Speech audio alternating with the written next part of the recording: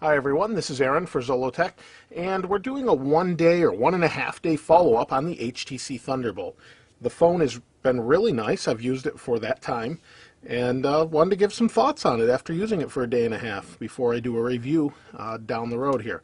So the phone itself is really quite nice. It feels a lot like the HTC HD2 or HD7, which it basically is, but this is a 4.3-inch screen.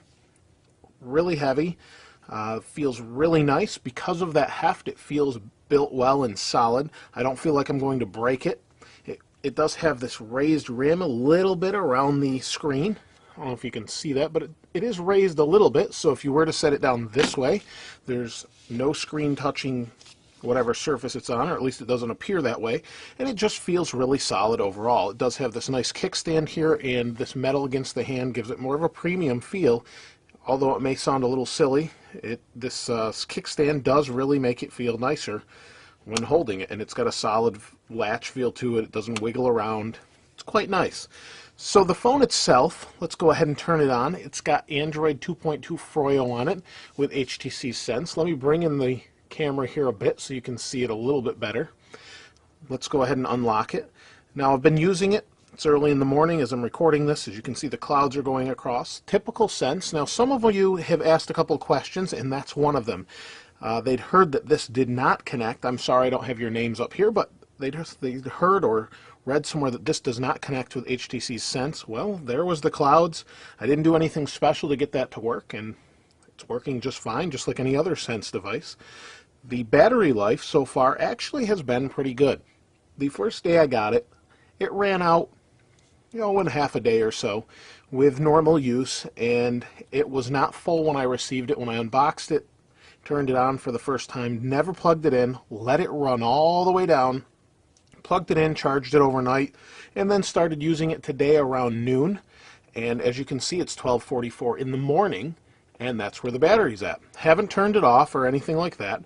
It's been receiving email from Gmail, and I set up Hotmail on there. It's an old account I have, but figured I'd check it out. And used it a few times for the camera, the camcorder, and a couple other things. Now let me move on to the camera. This camera is phenomenal. It's an 8-megapixel camera, and I'll be doing a separate video on that. But the camera is a huge step up from HTC's previous device, and there you can see that's just from my hand touching it. But the camera is a huge step up. And let me see if I can go into the camera here. And I was recording some videos, and for any of you that follow me on Twitter, there was actually a video or a couple pictures I posted, and here's one of them that I took with this camera. And while you're seeing this through a different camera, it's quite a nice picture. It did a nice job, and you can see the whole thing's responsive. It's pretty nice. One of the other things I noticed on the phone as well is flash integration.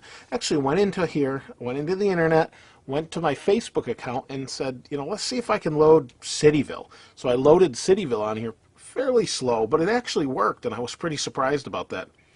My kids go to a site often called Build-A-Bearville.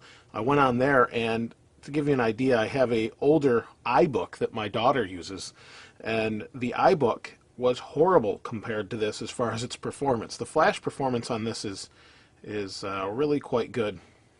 And let's see. Well, I don't know that I have anything I can show you really on here other than my own site. I'm on 3G. I've only got 2 bars where I'm at right now on Verizon.